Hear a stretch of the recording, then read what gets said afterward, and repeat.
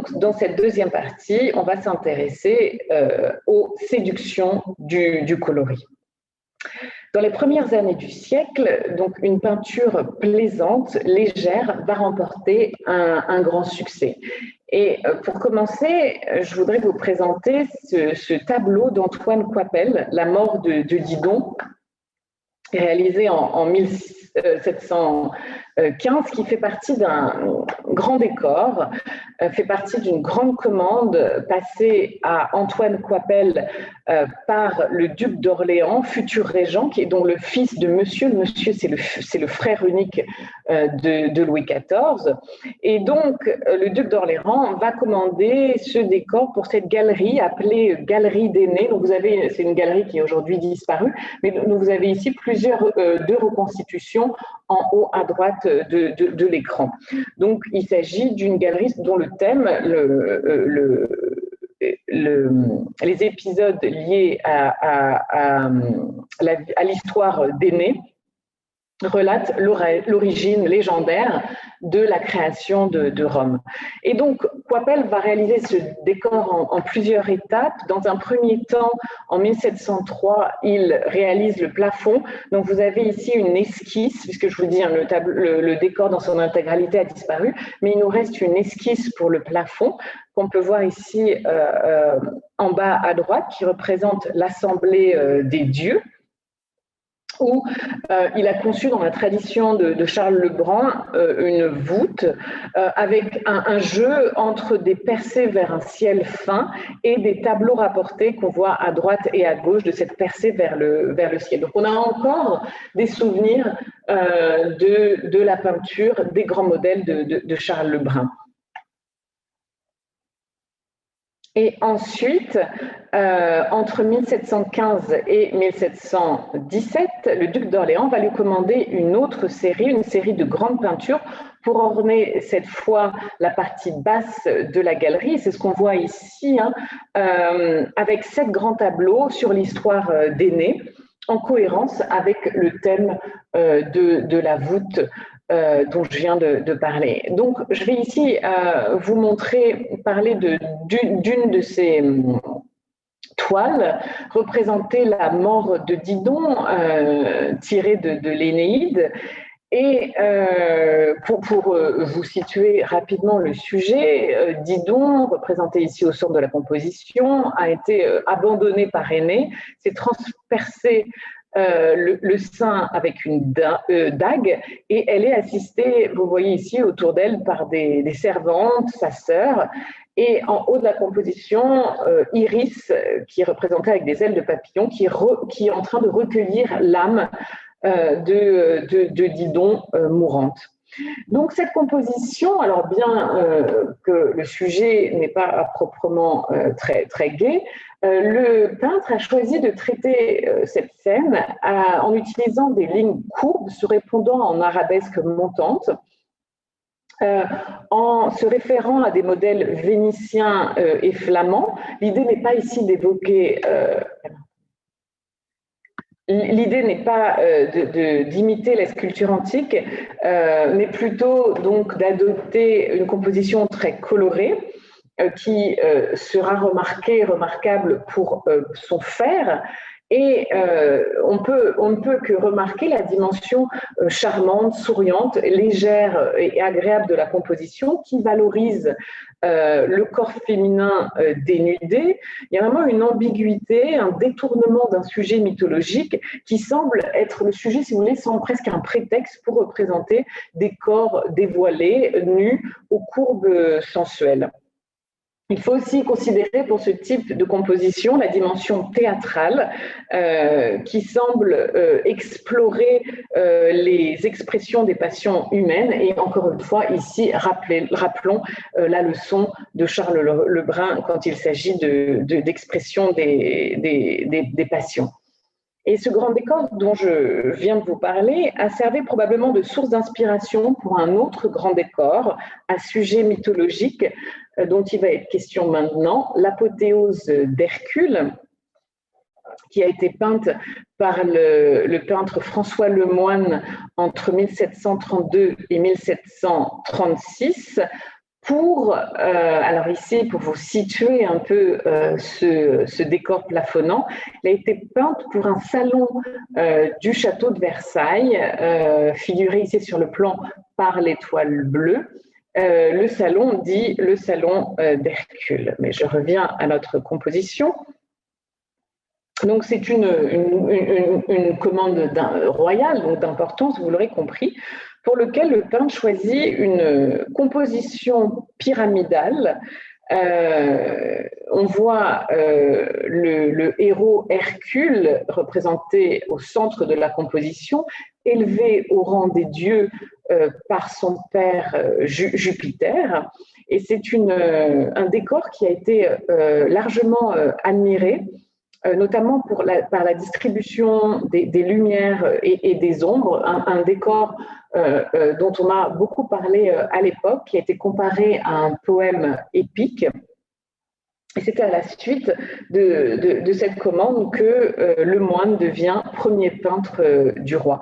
Et on a ici une conception qui se démarque, qui rompt avec la tradition des peintures plafonnantes de Charles Lebrun, puisque l'apothéose est ici représentée dans un ciel, une ouverture du ciel, si vous voulez, où la pièce entière s'ouvre, non pas une seule partie, mais s'ouvre complètement vers le haut, qui enlève toute impression d'apesanteur. Et en cela, ce type de décor plafonnant rappelle les peintres italiens qui, ce type de plafond n'avait pas encore été réalisé, ne faisait pas encore partie de la tradition en France. D'ailleurs, donc vous avez ici un détail de cette voûte représentant le héros Hercule accueilli dans l'Assemblée des dieux par son père Jupiter. Ce type de décor, alors vous avez, pour revenir sur la salle pour lequel a été conçu ce décor plafonnant, il est intéressant de remarquer que tous les éléments de la décoration, bronze de la cheminée notamment, représentés ici à l'écran, se réfèrent au même thème, le thème d'Hercule. Vous avez vraiment cette idée d'unité dans la composition.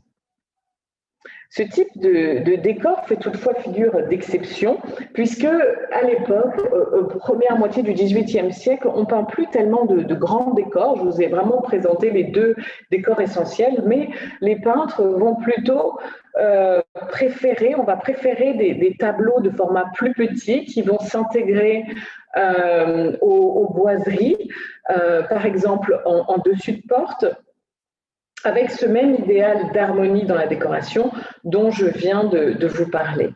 Et pour évoquer ces peintures, j'aimerais qu'on parle maintenant du peintre François Boucher, qui a été l'élève de François Lemoine et dont il va être question à présent. Alors, on a ici une conception sentimentale, à la fois sympathique et empathique, qui va guider les premiers pas du peintre François Boucher, qui reçoit le prix de Rome en 1723, mais qui doit différer un peu son séjour à Rome pour des raisons financières, mais en tout cas, il se rend à Rome et il va réaliser ces deux tableaux dont il va être question maintenant. Ces deux tableaux en pendant, avec ici à gauche à gauche, il s'agit de Vénus demandant à Vulcain des armes pour Énée, et à droite, en pendant, Aurore et Céphale, qui est aujourd'hui au musée de Nancy. Et donc, ces deux tableaux qui ont été conçus pour une salle de billard dans un hôtel particulier de François d'Herbay, qui était avocat au Parlement. Donc ici, avec ce type de tableau, la fonction principale est de plaire. Pour un peintre comme Boucher, la peinture est avant tout un art du charme, il n'y a vraiment aucune complication. C'est encore une fois une œuvre qui est valorisée, la peinture est valorisée pour elle-même. On retient des sujets plutôt galants. Alors, en fait, souvent pour des peintres comme Boucher ou Watteau, on va ne retenir ou ne parler que de sujets galants. Or, la peinture de genre mythologique comme ici, ou en référence à la littérature, est aussi traitée par un peintre comme François Boucher, mais de manière beaucoup plus légère. Ici, je vous présente son tableau de réception qui a été réalisé en 1734 et dont le thème, Renaud et Armide, est inspiré de la Jérusalem délivrée du Tasse, récit romancé de la première croisade, où on voit ici Armide, magicienne musulmane, qui retient ou qui est accompagnée de Renaud, qu'elle retient dans son palais enchanté. C'est une société, encore une fois, qui apprécie beaucoup le théâtre. Et plusieurs artistes vont adopter une mise en scène théâtrale pour traiter de leur sujet. Et c'est le cas notamment ici de cette toile de Charles-Antoine Coipel, représentant la fureur d'Achille en 1737, où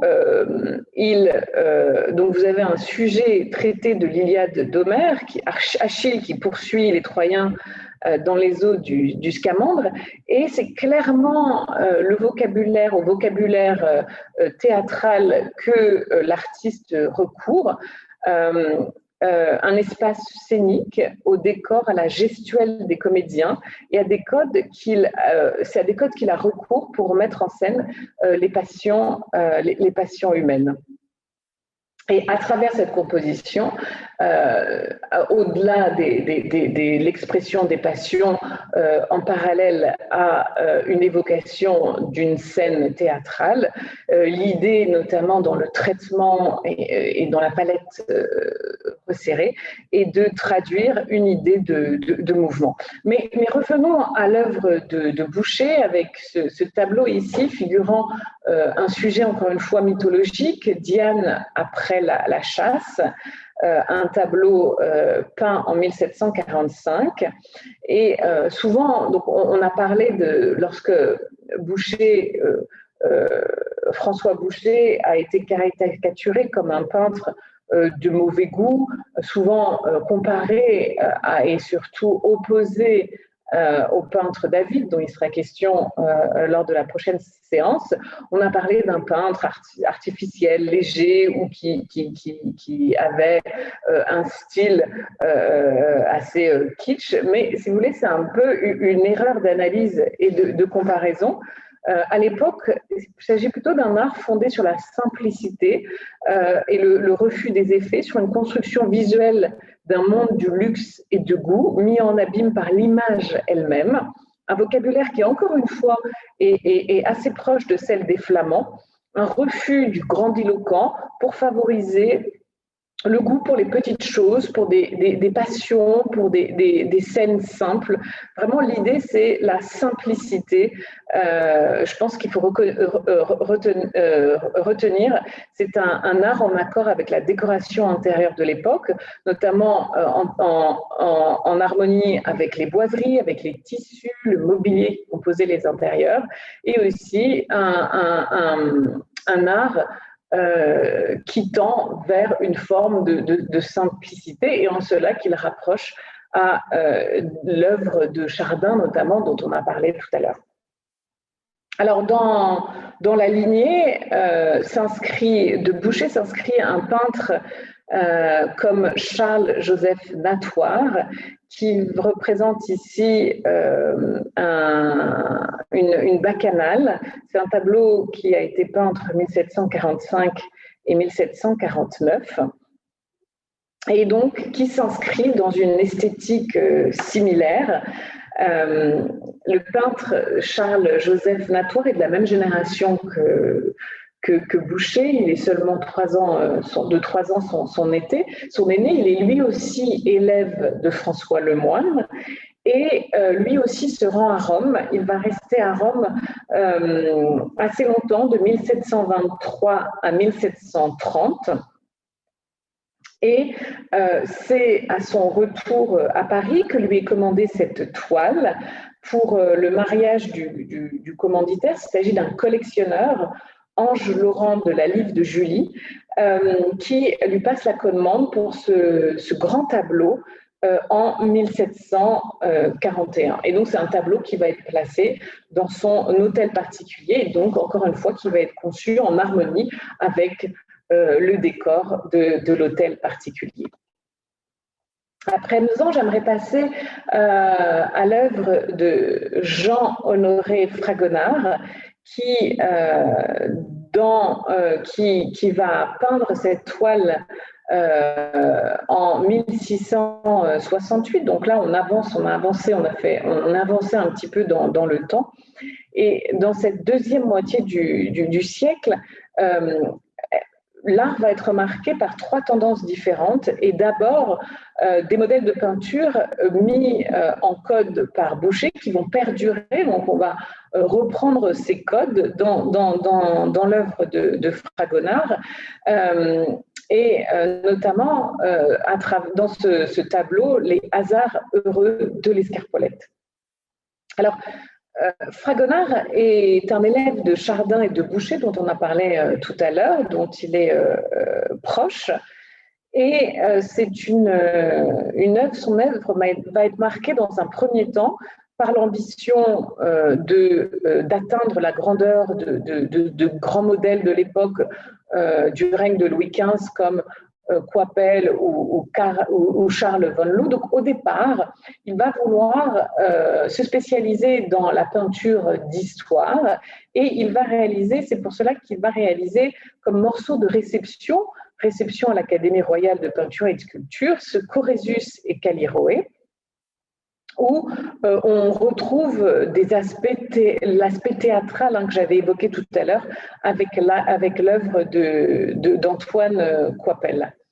Et donc, il reçoit le prix de l'Académie royale. Il est agréé en 1665 grâce à cette toile, mais toutefois, l'artiste parvient pas à s'imposer auprès du public de cours, ce qui va l'amener à se détacher un petit peu de l'Académie et à développer sa carrière à la marge des grandes institutions.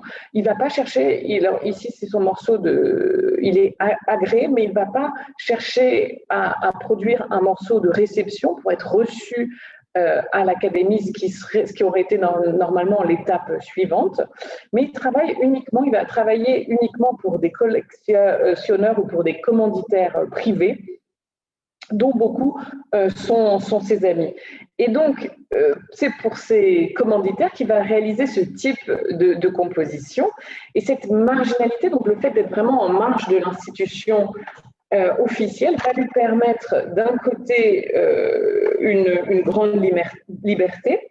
Alors, bien sûr, il est soumis aux attentes, donc on va pouvoir, il est soumis au mode et à un certain effet de répétition, c'est ce qui va pouvoir lui être critiqué, mais dans le même temps, ça lui permet d'être plus libre, de développer des scènes d'une grande liberté iconographique et formelle, et de pouvoir représenter, comme ici,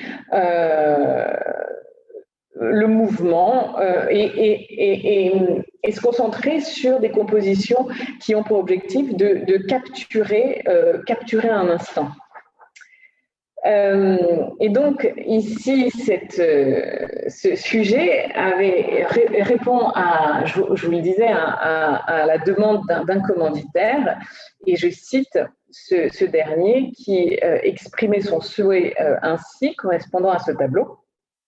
« Je désire que vous peigniez madame, donc en désignant sa maîtresse, sur une balançoire, laquelle est mise en mouvement par un évêque.